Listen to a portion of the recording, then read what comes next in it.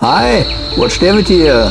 Heute geht's um die neue Frogman von G-Shock. Zum 30-jährigen Frogman bestehen.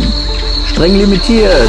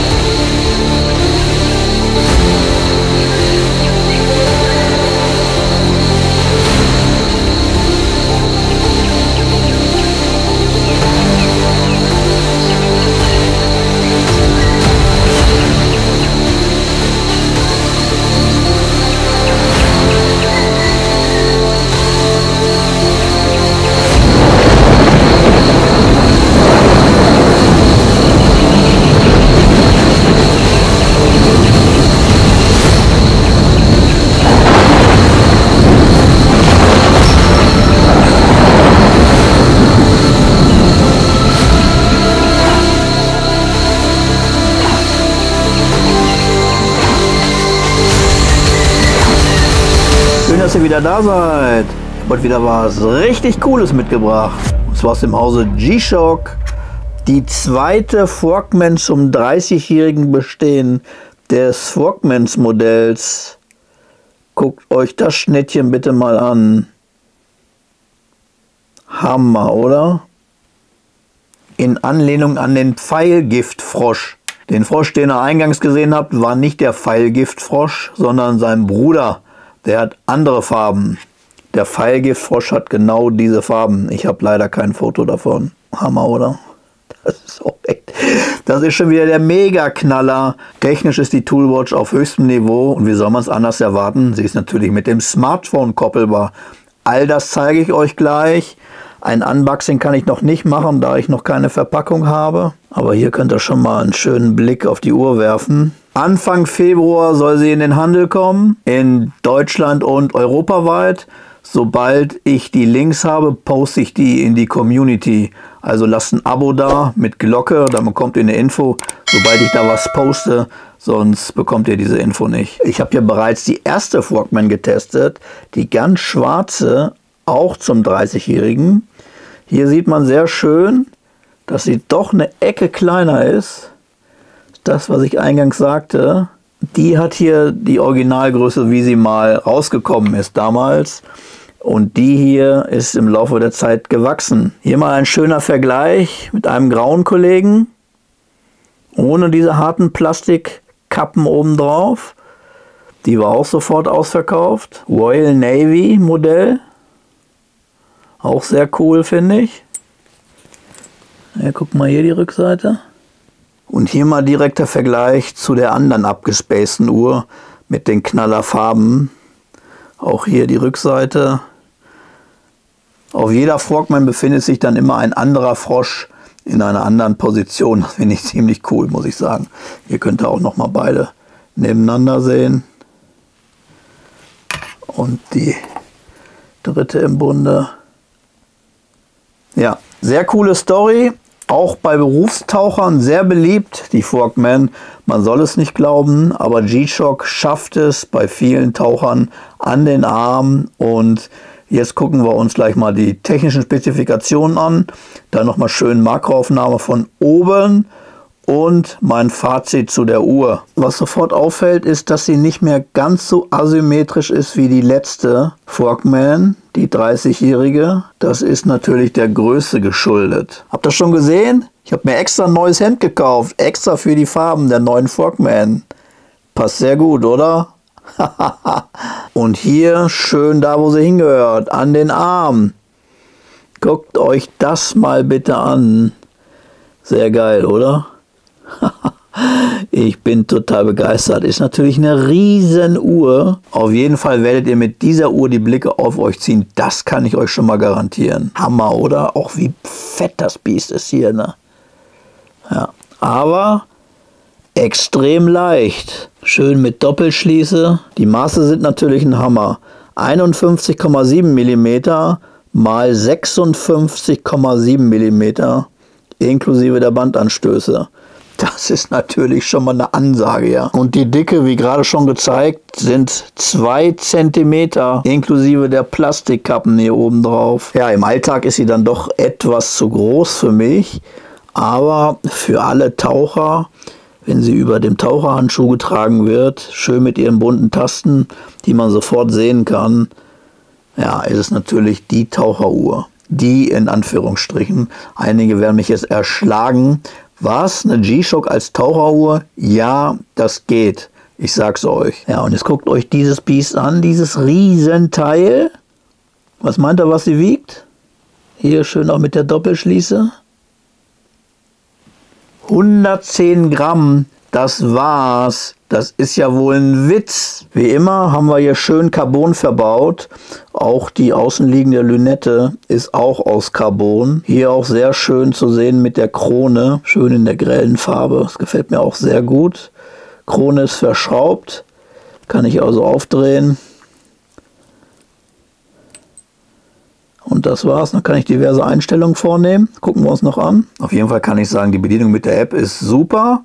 Aber man hat ja nicht immer das Smartphone dabei, gerade im Dschungel, im Amazonas. Da ist es sicherlich sinnvoll, wenn man sich mit der Uhr beschäftigt. Denn sie kann sehr, sehr viele Dinge. Ich gehe nicht auf alle technischen Details ein. Was natürlich richtig gut ist, dass ein Tauchlogbuch integriert ist. Und für Sporttaucher haben wir auch Informationen zu Ebbe und Flut an den verschiedensten Orten. Das ist, finde ich, richtig cool. Und das ist alles hier drin. Gemäß der Haut des Pfeilgiftfrosches wurde das Armband auch mit Fluor besprüht. Je nach Betrachtungswinkel und Licht bekommt es immer eine andere Farbe. Das ist richtig cool, muss ich sagen. Ein spezieller Werkstoff. Schaut euch das mal genau in meinem Blog an. Der Artikel ist verlinkt. Dort gibt es weitere Informationen, da gehe ich nochmal genau drauf ein. Klar ist, die Uhr muss man mögen. Auch von der Optik. Das ist halt mal was ganz anderes und Sammlerherzen werden hier höher schlagen. Und es gibt eine riesige Frogman-Gemeinde und Fanbase, die mich jetzt hier auch schon löchern ohne Ende, wann denn nun endlich diese Uhr rauskommt und wann ich das Review mache. Hier ist es nun, aber wie gesagt, es wird Leute geben, die sagen, boah, was ist das denn, geht gar nicht. Kann ich auch verstehen, aber es ist halt eine mega coole Uhr. Muss man einfach mal so sagen. Also die im Sommer, Badehose an, braun gebrannt am Arm. Da kannst du auch nackt rumlaufen. Die werden eh nicht woanders hingucken, außer an den Armen, wenn man diese Farben sieht. Das sage ich euch. Das ist Knaller. Was viele auch immer unterschlagen ist bei diesen Uhren. Wir haben ja auch eine GMT-Funktion. Wir haben ja eine zweite Zeitzone, die wir anzeigen können. Und die können wir auch ganz easy tauschen. Sprich, die kleine Zeit wandert aufs große Zifferblatt und umgekehrt. Das gucken wir uns gleich auch an. Das ausführliche Review ist bereits in meinem Blog. Hier könnt ihr schon mal die ersten Eindrücke sehen mit ein paar coolen Fotos. Was aber ganz wichtig ist, dort habt ihr die ausführliche Spezifikationstabelle, wo nochmal alles drin steht. Preis, Garantie, welche Maße, welche Materialien etc. Und die einzelnen Bereiche sind auch verlinkt. Also wenn ihr zum Beispiel auf Saphirglas klickt, dann kommt ihr zu allen Uhren, die Saphirglas verbaut haben und ähnliches. So könnt ihr von einzelnen Spezifikationen direkt zu anderen Uhren springen, die das gleiche Material oder die gleiche Größe oder die gleiche Tauchtiefe oder ähnliches haben. So, und jetzt gucken wir uns das nochmal alles von oben an. Als erstes mal die Lünette. Das ist ganz spannend, denn auch hier befindet sich der Werkstoff Carbon. Und die Farben, die beiden, werden nach dem Zufallsprinzip dort drauf gemacht.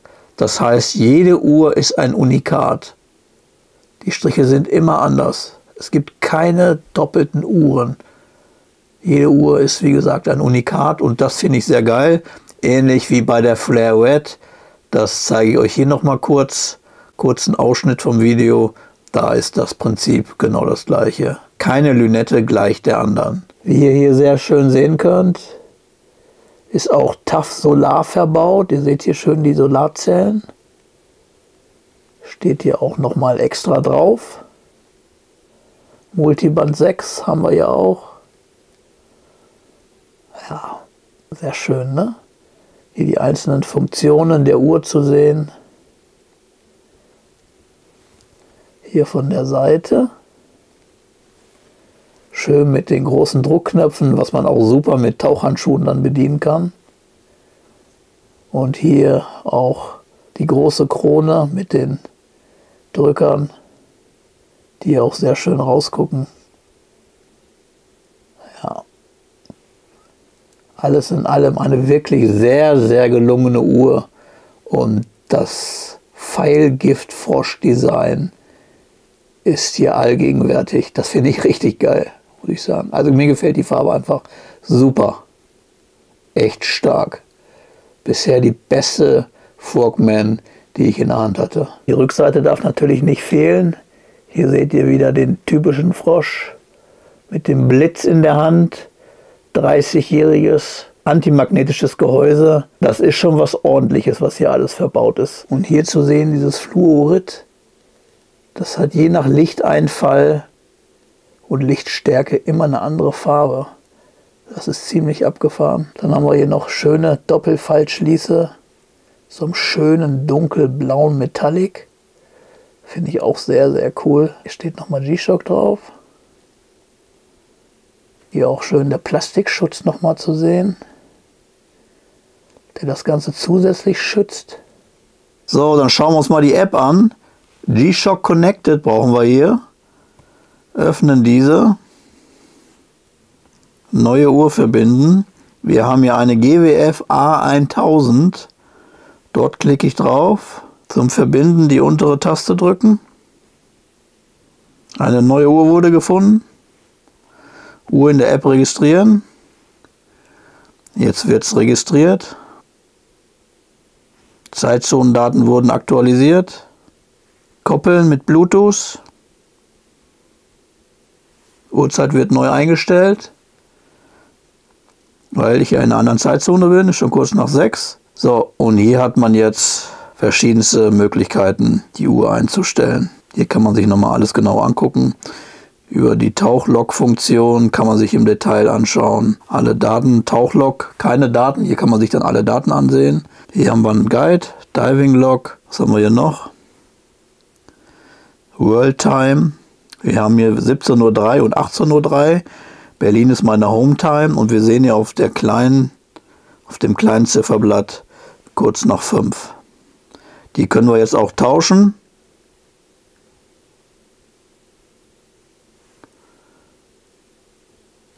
Einstellung an Uhr senden und jetzt tauschen die beiden.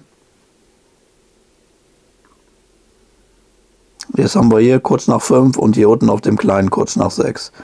Und hier könnt ihr verschiedenste Zeiten einstellen, je nachdem wohin ihr reist, wo ihr gerade seid oder ähnliches. Also eine coole GMT-Funktion, die ganz easy per App steuerbar ist, wenn man sich die ganzen einzelnen Länder ganz easy anschauen kann. Hier sieht man zum Beispiel die Karte, wo ich mir die einzelnen Städte raussuchen kann. Delhi 2234. Diese Stadt in der Uhr einstellen. Ich hatte das schon die App-Funktion ausführlich in der letzten G-Shock gezeigt. In der B5000er. So, jetzt haben wir es hier kurz nach 10:30 in Delhi und in Berlin 18:05 Uhr und ich könnte sie jetzt wieder tauschen und ähnliches. Utility, Timer, Alarm, können wir hier verschiedenste Sachen einstellen. Hier gibt es jetzt noch die einzelnen Punkte, die man sich aufrufen kann zum Thema Ebbe und Flut. Kann man schauen, wo man ist, um zu sehen, Mensch, wie ist denn das? Dunkirk als Beispiel. Flutzeit 13:34 Uhr, die genauen Koordinaten und ähnliches. Und diese Daten kann man dann auch in die Uhr schicken. Und hier könnte man dann verschiedenste Daten ganz einfach per Fingertipp an die Uhr schicken, um dann die entsprechende Zeit auf der Uhr zu haben. Sehr coole Sache. Das waren so die groben Funktionen mit der App. Die funktionieren wirklich sehr, sehr gut, unheimlich schnell. Ich habe das Gefühl, von Uhrenmodell zu Uhrenmodell werden sie immer schneller. Gerade das mit der Taucher-Log-Funktion, den einzelnen Teen Points, finde ich das richtig, richtig cool gemacht. Fazit: Was soll ich euch sagen? Ich bin schwer verliebt.